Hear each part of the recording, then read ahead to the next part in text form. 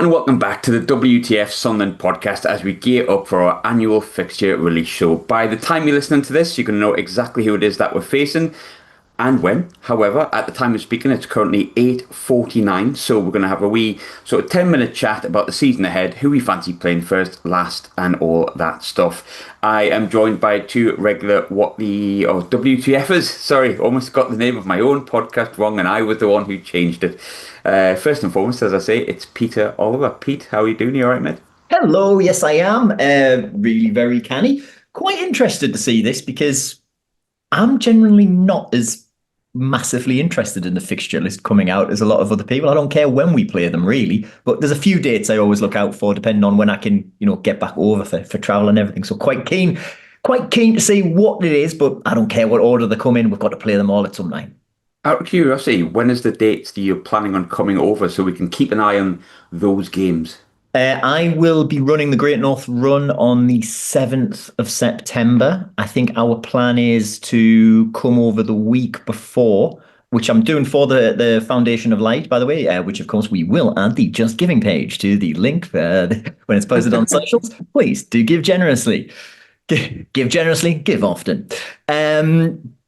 Anyway, yeah, so we're coming over for that. So I'll be looking for the week before that because I actually think the Foundation are going to have us doing something at the stadium, which would be awesome. And obviously that weekend of the Great North Run. So that would be class-like. But so we'll be keeping an eye out for that. So that would be the 30th of August? Trying to do it's got a big long air for you to take out there, Grim, as I try to find the calendar in front of me. Yes, he says with all of the confidence of a first-time dual thief, that would be the 31st of August. Excellent crack. Dave, I hope you're a bit more excited for the fixture release show because Pete's announcement that he's not that bothered about the fixtures on the fixture release show. Don't give a shit about the fixtures, I'm just here for the crack. Yeah, absolutely buzzing. Just wondering when the championship playoff final is. Oh, no, I'm not. I'm not bothered about the championship final playoff. I didn't care. That's Chris Wilder. So there you go, have that. Yeah, looking forward to it. Always look out for the mags. See when the middles were fixed. Oh, sorry, again, offended everyone. Anyone else we can pick on? Absolutely. Sheffield United. Nope, that's not happening either. That massive rivalry with Coventry, of course. Of course, yeah. Looking forward to the old Jack Redoni derby. That one will be good. We're bound to get them in, the first entry into the cup, aren't we? Coventry. Can't wait for when we play our under-21s. And we smash them in as well. Yeah, I'm a little bit excited for football, Griff, just in case. And you all say that I'm the boring pub landlord. Get lost a lot, yes. Note to the listeners, Dave doesn't appear to be wearing anything other than his glasses while he's speaking to us. He's wearing a beard as well. Well, I mean, I think that's kind of part of him not so much wearing, but at least it does cover some. It's grown out of him, but it's not the only thing that is. Genital warts. No, I'm leaving it in. So, I think the first and most obvious question, Pete, is naturally we can't get Coventry. So, who are you excited to play first and why?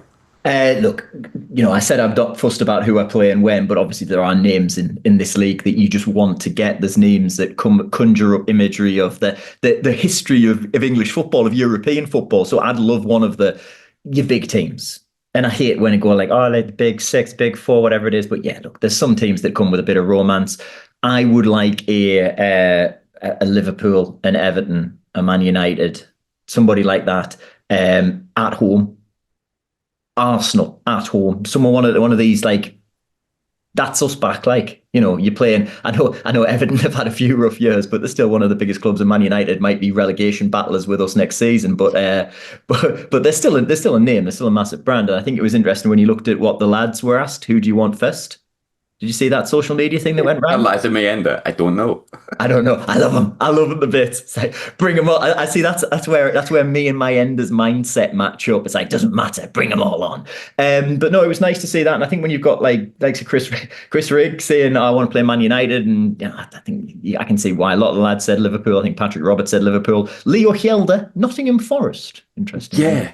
Well, his dad used to play for Forest. Well, of course. I think there must be a family connection there with his father. But yeah, I want a big established name at home. I think I would be different.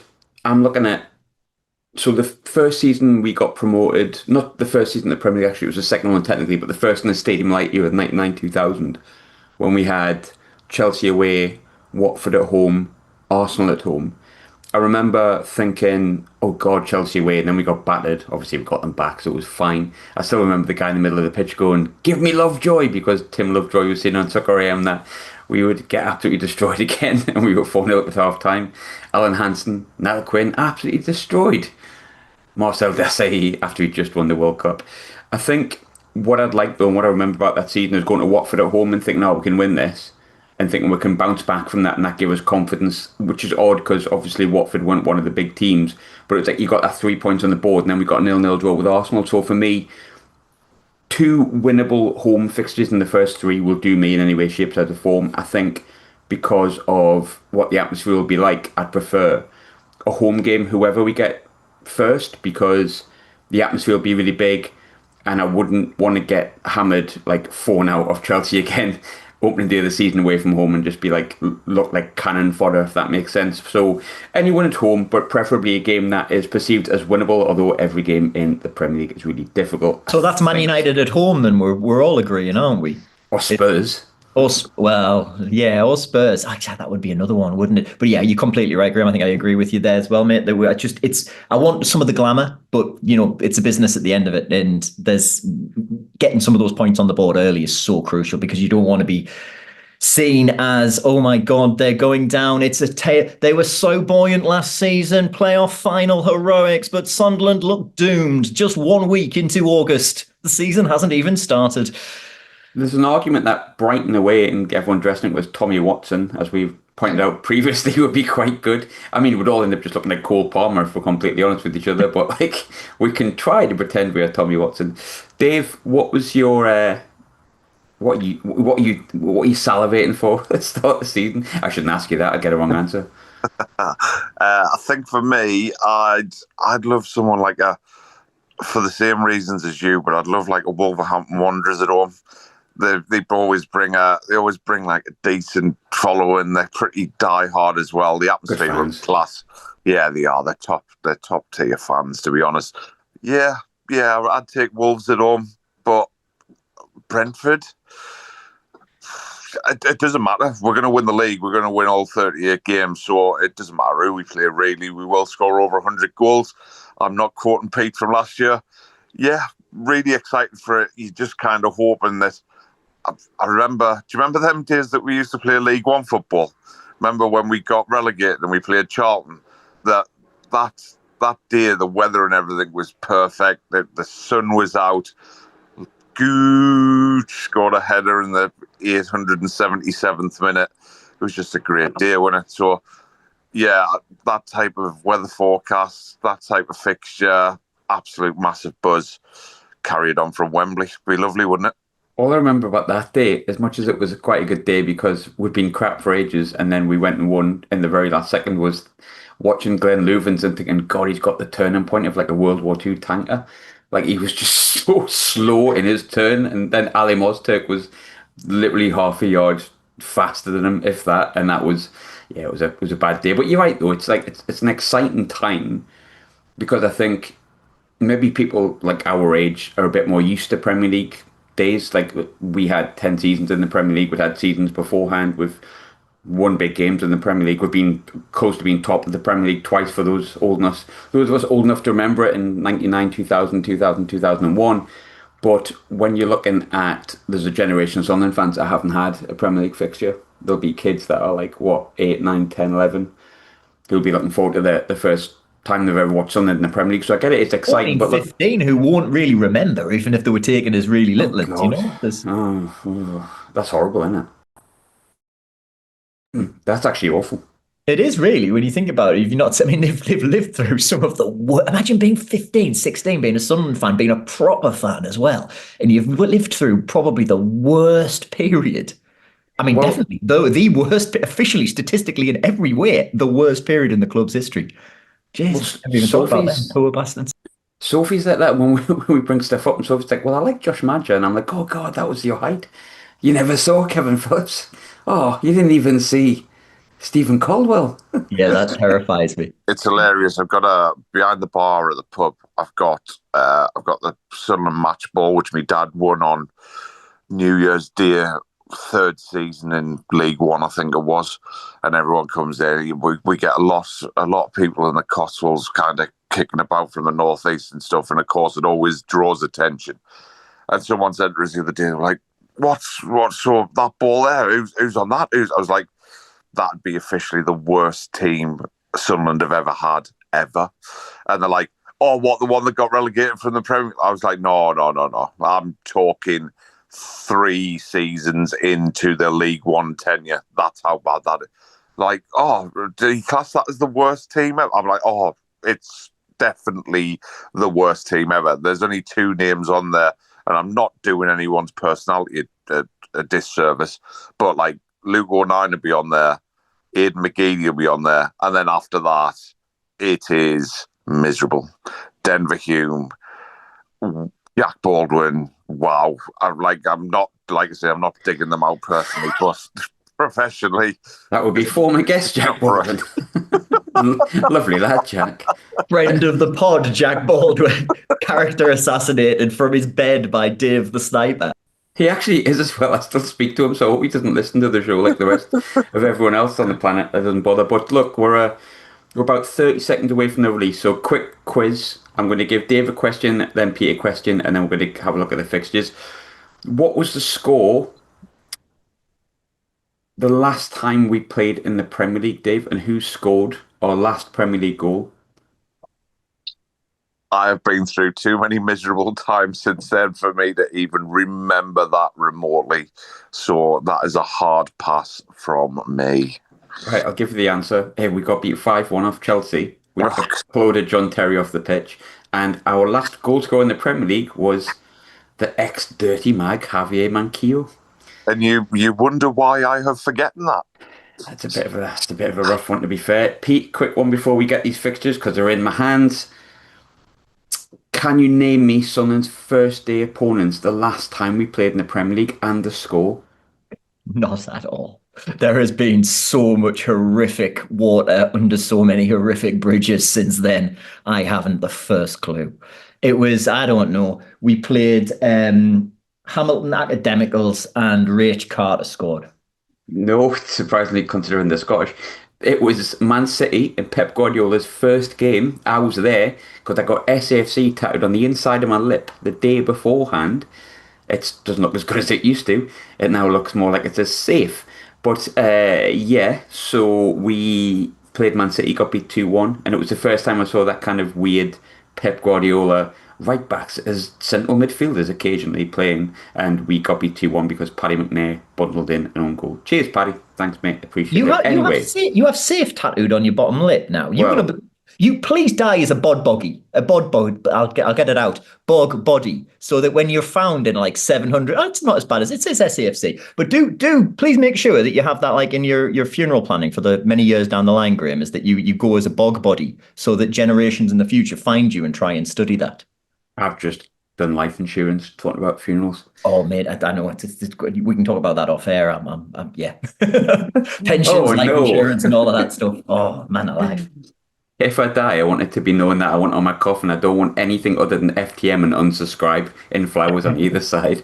I want it stuffed and put in the museum vaults.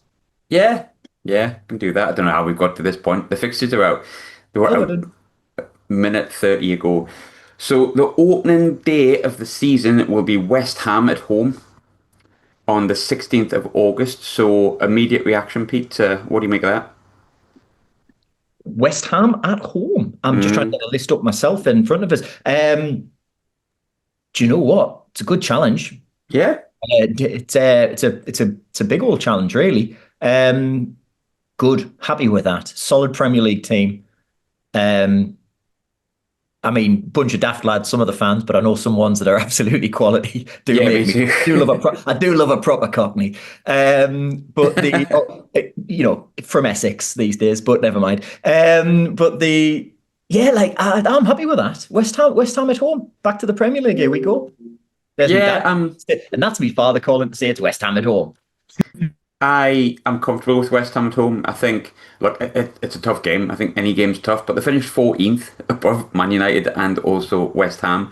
So, yeah, for me, I'm happy with that. I've got the rest of the fixtures here, which I think we can go a bit in depth on. But before I do, Dave, West Ham at home, I have a feeling that'll get changed for like the Sunday or something, where it'll be our first game back, and West Ham, massive club, but a game where we could feasibly win on paper.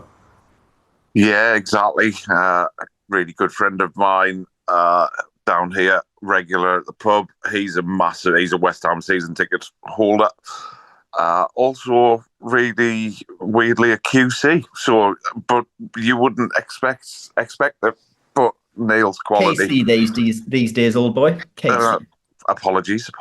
I don't even know what you're on about. No, He's a good, clever lawyer, like. Right. That's the one. Yeah, looking forward to it. The Paolo Di Canio derby, really exciting. Looking forward to Julian Dix. He's just big hard man, and it's dare I say it, it's not winnable, but we got half a chance. It's better than getting Liverpool away, isn't it? Let's be honest about it. So yeah, really excited for it, to be honest. I'm just going to put this out here that, like, I'm not going to edit this because I can't be bothered, but we've somehow managed to turn into Sensible Sunderland. I've told you you've got General Awards, and you've just told me you can't wait for Dix. But, oh, well, anyway, I mean, look, this is where we're at the moment. So let's move on really quickly to the first 5 games of the season. You ever get the feeling that we're missing football? Yeah. I think when we've got it week in, week out, it's a bit like sex. When you've got it week in, week out, it's absolutely brilliant. But when you're missing it, you just get a little bit delusional and you just want it that little bit more.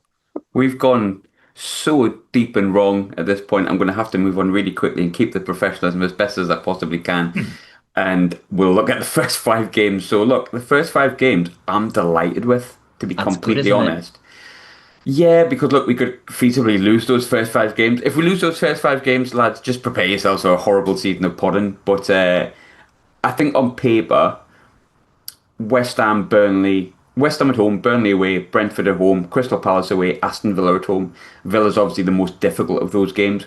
But what it does give you, I think it gives you a really good overview of how we're going to cope in the Premier League, because those games are the ones where you think, if we're going to pick up points and we're going to get to that magical 40-point mark, if we're going to keep our heads above water, if we're going to actually manage to start establishing ourselves and become a Premier League team on a permanent basis again, those are the kind of games you're looking for throughout the season, especially the first 4, where you would hope you can get something. I mean, look, Palace away is difficult as well, because and all those teams are decent.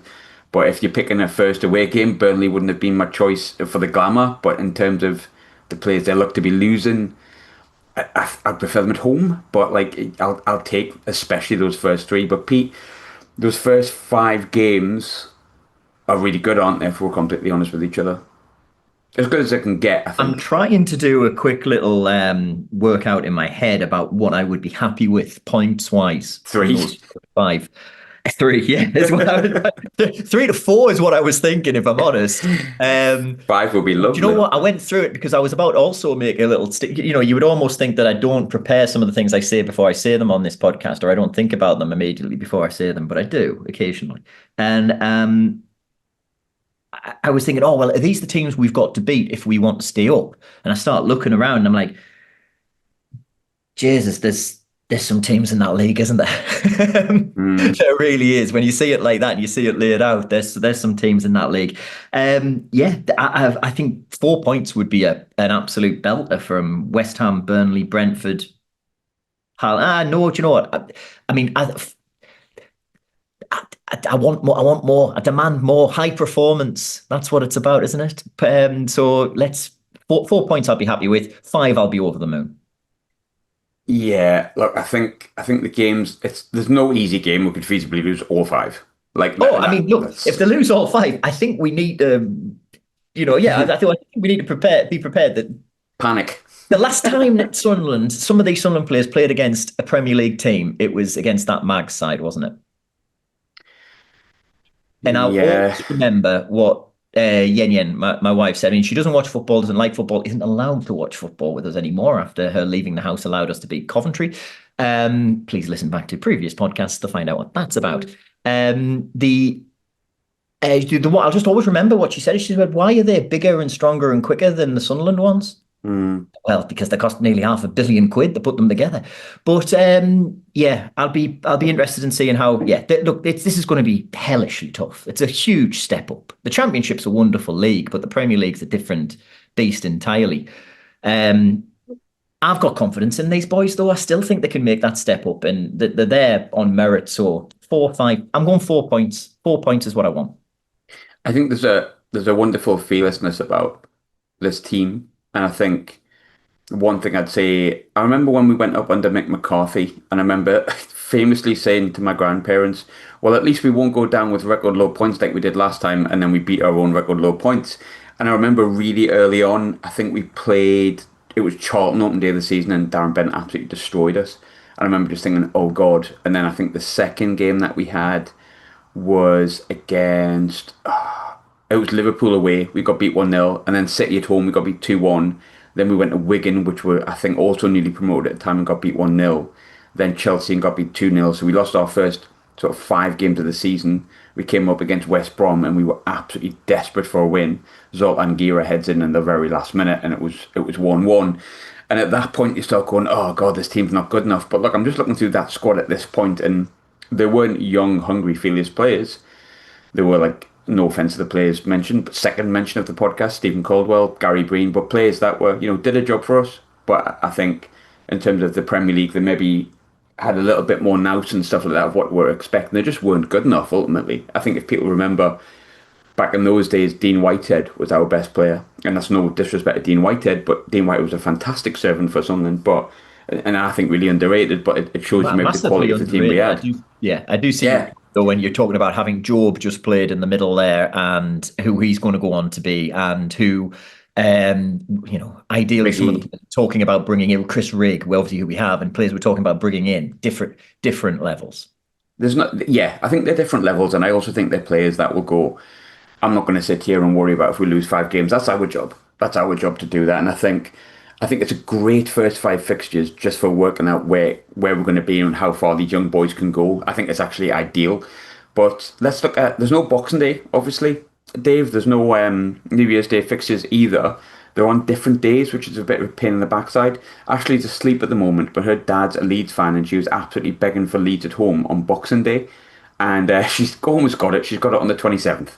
So we've got Leeds at home on the 27th, which I think is a great fixture. We have actually played Leeds at home before on Boxing Day, but it was back when it wasn't that interesting because Michael Proctor scored and we got beat 2-1, and I think we both got relegated. James Milner's first ever goal as a 16-year-old. My head is full of useless Sunderland facts and information. But Dave, our games on not Boxing Day and New Year's Day because they're not landing on those days, but our fixtures over Christmas are actually really exciting. You've got Leeds at home on the 27th. You've got Man City at home on the 30th. Then you've got Spurs away on the 3rd of January. If we talk about glamour, the Christmas period's decent, isn't it? Yeah, easy 9 points. So really looking forward to Christmas and plenty of Christmas presents, including getting absolutely stuffed twice, probably. Obviously, Leeds and Tottenham, they'll be tough. City will win 6-0. So absolutely looking forward to that. But yeah, they're great. Everything's going to be a great fixture, isn't it? It's going to be a wonderful year. Maybe you just kind of praying that everything goes together and we don't disgrace ourselves. That's all we're looking for, really, isn't it? We're all very, very aware of how tough a job it's going to be. Of course, some of the bitter, twisted fans of Twitter and other social media platforms like to remind us how we're coming straight back down with less points in Southampton last year. And, I wish Coventry would get over it. You're not in the Premier League and you'd have went down with 3 points. So I'll see how many times I can offend you in this podcast. Hopefully plenty more, especially when Jack Radoni's playing for us, and we got him for 4 million. 3.5, steady on, kid, steady on. No, I'm trying to be a bit more serious and sensible. He looks like Denver Yoon. It does a bit. Like that just knocks his value down for me. No offense, Denver, just like It's the haircut, the Johnny Bravo-ness of it all. I tell you what, we're loving offending people today, aren't we? We're pulling plenty of. If people are wondering why we haven't got former players on, which, to be honest, most of them must. We almost got Lee Johnson, who I must be honest is a lovely, lovely man, but his agent said no for some reason. No for now, should we say? But maybe, fingers crossed. He's got no chance of doing it on a Monday as he's fighting. No. Concerned about the Monday, you're 100% right. But look, I think the big one that we're obviously looking for is the Saudis home and away. We've got them in December at home first, which I'm pleased about. I'm pleased we have them at home first. I hate giving any level of credit, but I think naturally because the money is rolled in, they're one of the better sides. They arguably have the best striker in the division. It's going to be extremely tough, as we've seen in the FA Cup, although we're a different beast these days because Michael Beale's not the manager. Although his assistant has gone over to Middlesbrough, apparently, which is funny in its own sort of way. Please, Liverpool, if there is one thing you could do for us this season, please absolutely become a cheat code for the Premier League and win it for the next 8 years without even thinking about it, and sign Alexander Isak, because the meltdown would be wonderful. And also seeing the fact that Liverpool would win it for God as long as they wanted to. But if they sign Isak, oh my God. Game over, innit? Game over. I think the derbies themselves, look, I think if we're on paper, like you're basically playing what would be, I don't know, Chelsea back in the early 2000s. They're on paper a good side. There's no doubt about that. And I'm not gonna make any I'm not gonna lie about that, because I think that would be stupid. It doesn't change my opinion or my thoughts on how they got there, but that's, by the by. But ultimately, Pete, I think having 2 regular derby days back, the fight for away tickets to St James's Park. I always love going to St James's Park. Funnily enough, there was I think Footy Away Days posted a photo of Sunderland's away end, and I'm right at the front of it with a massive beard and blonde hair, which someone noticed on Twitter the other day, which I've been trying to keep quiet to keep out professionalism, but I'm right up at the front giving it them, giving it beans, as the kids would say these days. But Pete, look, the 2 derby fixtures, we've got them at home first on December the 13th. Always love a Christmas fixture against them lot, because we once ruined it and it was very funny. And then, of course, we have them a little bit later in the season at Saudi Arabia away later on in the year. But ultimately, I think, Pete, 2 massive fixtures for me, the biggest derby in the country, and just great to have that fixture back, isn't it, in some ways? It's an absolutely wonderful game. It really is, and I've had some great ones and I've had some terrible ones, and I've had some ones that have come away and thought, what am I doing coming here again? But there's, it's... I'm unbeaten at St James's in 7 games. Good for you. I've never seen us go behind at St James's Park. I have. I saw us win in 99 in the rain, Kevin Phillips. Oh. Yeah. That was a good one, because they were rebuilding St Hodgepodge and we didn't get very many away tickets, did we? No, we didn't get any away tickets, as far as I understand. It was Big Pete, my dad, so he was doing some work, and no, we got like 800 or something. Oh, it was nominal or anything like that. I know that. It was also the day I got my GCSE results. So I got them, and then I got to go and sit in a box. But they're all E's just because you wrote Kevin Phillips chip in the rain, named Kevin Phillips. Could you spell fudge with your GCSE results like I could? Oh no, but mine are a closely guarded secret. And I am very thankful to the good people at Georgia State University and Falmouth College of Arts for still allowing me to attend, and Northumbria University for allowing me to attend, despite some results that probably needed a good kick in the jacksie afterwards. But it all worked out all right in the end. But yeah, grim. Couldn't spell fudge though, mate. Well done. That's special. By the way, I've just noticed, I'm saying how exciting the game against Newcastle is at home just before Christmas. We've got Liverpool away and Man City away heading into it. Oh yeah, no, that's what I was about. That was what I meant to talk to you about, not my GCSE result. Mate, it's like in the lead up to that match. I mean, and then Brighton away afterwards, Leeds at home and Man City at home. Like it's relentless. But yeah, that Liverpool, Man City, Newcastle by December. Jesus. Look at it. Liverpool away, City away, Newcastle at home, Brighton away, Leeds at home, City at home. I mean, City twice in the month's a rough one. Oh God, it is. Oh hey. Luke chasing Haaland around under the watchful eye of VAR. If I wasn't worried, if I The wasn't eye of worried about, Sauron of VAR staring down upon him. if I wasn't worried about Premier League football, the fact that you've just mentioned Luke trying to mark Erling Haaland absolutely breaks me. No, I'm backing him. I'm backing him. Like I've learned not to go against Luke at any point. Do you know what? If Absolutely. anybody can do it, it'll be him. It might not be. It might not be marking like you would have gotten from a Prime Desai or a Yap Stam, or I'm trying to think of any modern good central defender. A little help would come because I'm permanently stuck in the 90s and the early 2000s. What's he called? The one that plays for Liverpool, the Dutch fella. Van Dijk. Thank you very much.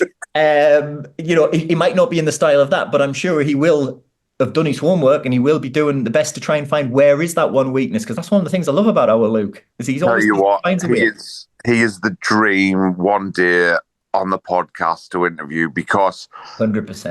his trail of thought from that first game that we mentioned against Charlton to going to mark Erling Haaland must be a phenomenal story.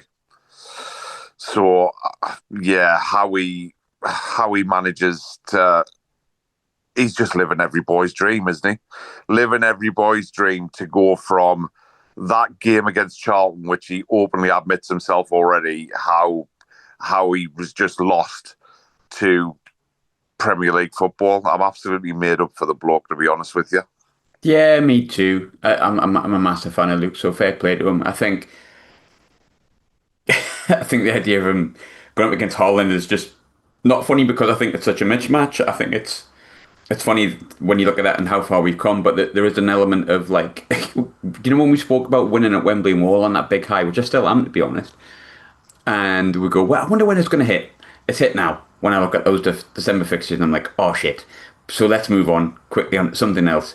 Dave, which stadium and which away day are you most looking forward to? Oh,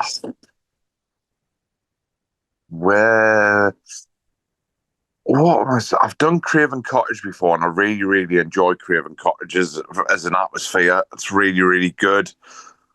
Craven Cottage is actually class. It's like what it's like. It's such a nice away day. Do you want to know something? I wouldn't mind Bournemouth again, just for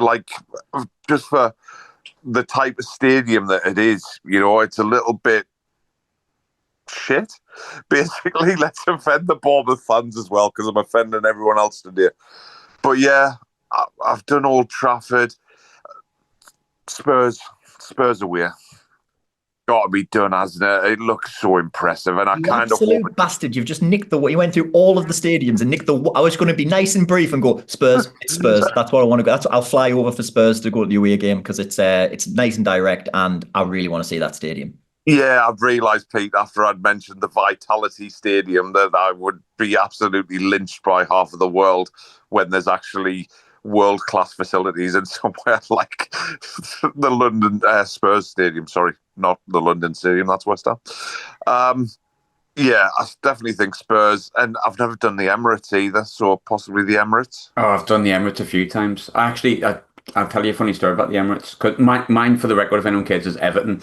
I wish it was Goodison. Goodison, I absolutely love it. Shite away in, but proper old school, but new stadium's obviously amazing. And I really like Everton. If I wasn't a Sunderland fan, I'd probably be an Everton fan, to be honest. Yeah, huge soft spot for them myself here as well. And it's I've got a couple of invites to Bradley Dock for that one. So I'm going to try and work. Actually, I need to look. When's Everton away? I thought you said Bradley Dack. I was going to say, not No. I don't have any invites for Bradley Dack. I don't move in those Love Island circles. My teeth are more wholemeal bread colour than they are turkey teeth white. It's too many years of black coffee. Your hairline's slightly improved on Bradley Dack, though. No offense, Brad. Oh, my hairline's not going anywhere, mate. Well, I mean, Bradley's is, but that's for you there, Chris Hughes. You're welcome. I think when it comes to so Arsenal away, that was it. Yeah, I've been to the Emirates 5 times. But like the one that sticks in my head, I went down on the megabus from Glasgow for the FA Cup third round. Sam Allardyce is in charge. We wore the green strip, Jordan Pickford's debut. And there's two parts that stick out for me. The first part is that I remember being like, oh, I heard Pickford's brilliant. He's been great on loan. Everywhere he's been and really like excelled at Preston. And he's back here and let's see what he can do. He's been highly rated for many years and meant to be England's next number one. Still England's number one, by the way. And I remember after about 5 minutes, he absolutely roasted John O'Shea and Wes Brown, who at the time were experienced Champions League winning centre backs, and he absolutely went through them. I remember thinking, yeah, that boy will do me. And I think he lasted another year and a half, unfortunately, before he moved to the team we just mentioned, Everton. But the big thing that stuck out for me, back in the day, they used to do an overnight megabus, and you could sleep in a hammock on the way back.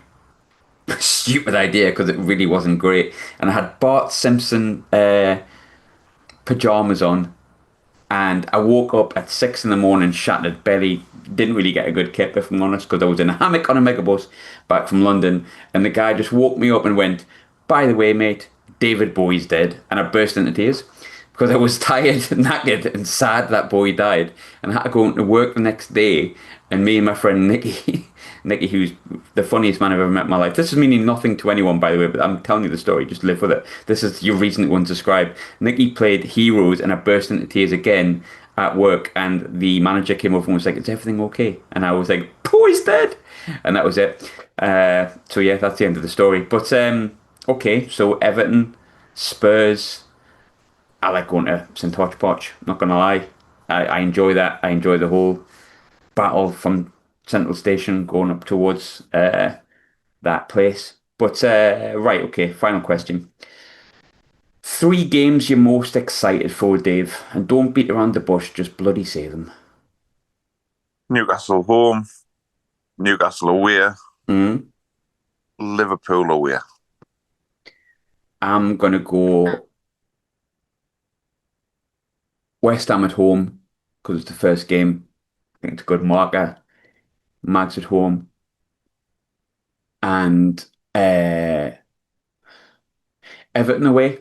I know we've just kind of touched on it, but not just the stadium. I like Everton as a club. I like Everton as a city, and I'd be really nice to see Jordan Pickford back against Sunderland for the first time in his career. Same with like Ahmad and stuff at Man United. There's obviously numerous players that we're going to see coming back to the stadium like for the first time. Unfortunately, Ahmad will probably tear us a brand new arsehole, but you know, it'd be nice to see him, I guess.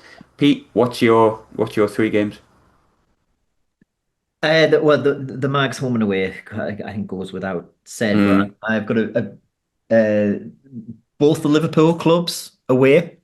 I think they, for all of the grief they get sometimes for things, they are great football fans for their clubs, and love going to that part of the world. Also, Man United away.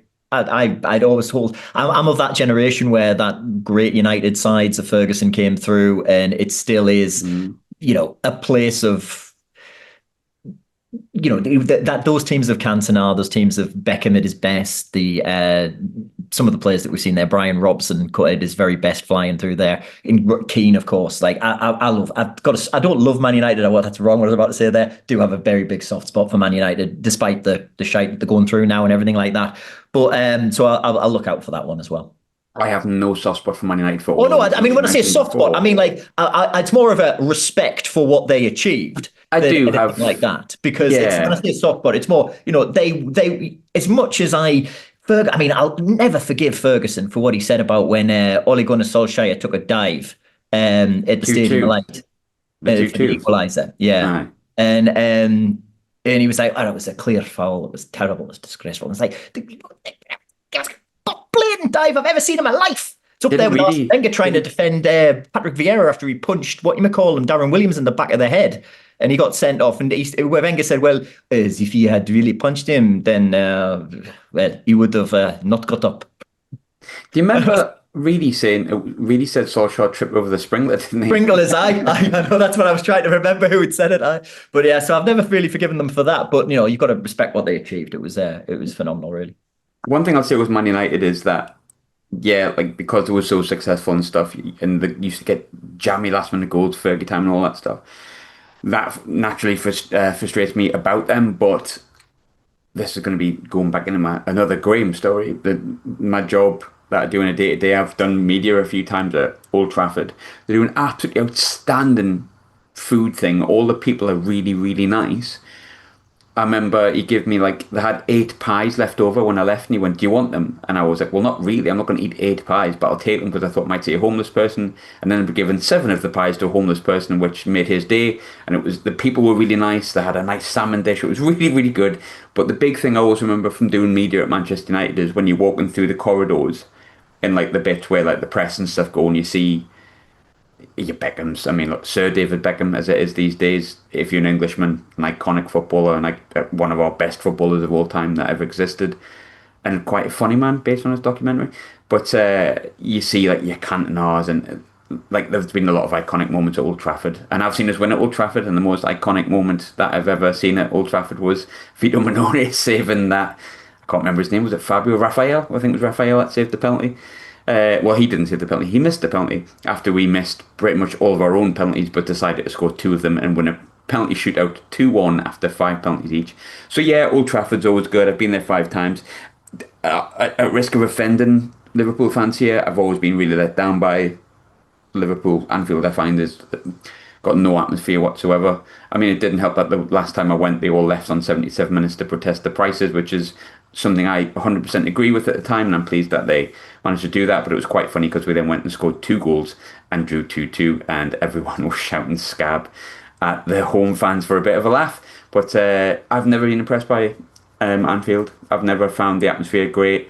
The excuse I was given, or the explanation, sorry, was that Sunderland at home's not a big game at Anfield, so I suppose it would be different if you're there on a big European night or something like that, as opposed to a regular Premier League game. So I do get it. Absolutely, but like I mean, just for jumping on the Liverpool side, is I've got a big like they do also, you know, the respect for what they achieved in the 70s and the 60s and the 80s, you know, and I think what you also being from Hetton, you know, Bob Paisley connection that's there, Bob and my Mr. Paisley. I don't know why I called him Bob there. Definitely Mr. Paisley for me.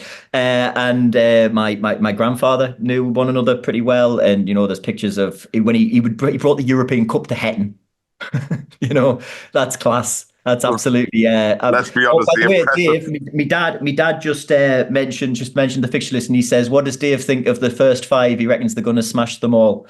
So there you are. Tell the real Pete that I said 6 points from the first 15. I reckon 2 wins, 3 losses. Lovely stuff. I'll pass it along.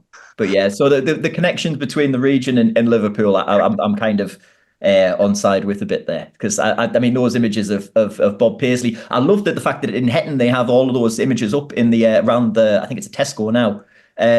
You know, it's nice, and the memorial thing that's there, the statue that they have to him in the little park in Hetton. It's a nice touch. I think it'd be nice for Jordan Henderson to go back to Anfield as well. As, that's what I was wanting to say, but I've tried to stop mentioning him. I really hope he signs. If you manifest it, it will come. But look, lads, really exciting. I've got a bit of editing to do, I think, because yeah, that went south quite often. But Dave. yes, but it's nice to Dave Splendercast. It's nice to get a couple of. It's nice to chat about fixtures where, and look, I don't want to be like, oh God, like screw League One, hate it. Met some of the best fans I've ever been on this podcast, and if there's one thing I'm not too sure about with the Premier League, is the preview shows, because there'll be like Liverpool fans, Man United fans, and all sorts of fans that have supported that team because they were successful at a period of time. And I think the best mates I've made from this podcast have been like Gillingham fans, like Matt, for example. All these fans that I met that are in like League One, League Two, and they were always great to chat to because they went to see their football team. And I'm not saying Liverpool fans, Man United fans don't. They're just more of an opportunity with the bigger teams that you'll find people who are not from the place that have just followed them because they like them. Then you will get someone who's just decided to follow Gillingham or whatever it may be. And I'm kind of sad that I missed Wrexham. I think that would have been good fun. That would have been a fun podcast to do. But ultimately, we're a Premier League team, and historically, that's where we've always been. So it's great to come onto a podcast and not have to try and spice up Coventry at home or Coventry away for once. And for once, we can actually chat about good games. But lads, the next thing we'll probably do is, because loads of footballers don't want to chat about the time at Sunderland anymore, maybe a big signing. Onwards and upwards, lads. Thanks for joining us. Yeah, it's got to be incoming soon, hasn't it? we'll expect Mr. Speakman to have had a little holiday, and he comes back and Christian can get back the graft, lad. Christian, fucking get on with it, mate. Knee holiday for you, son. Thanks, lads. Aye, no bother. Speak to you later. Cheers, man.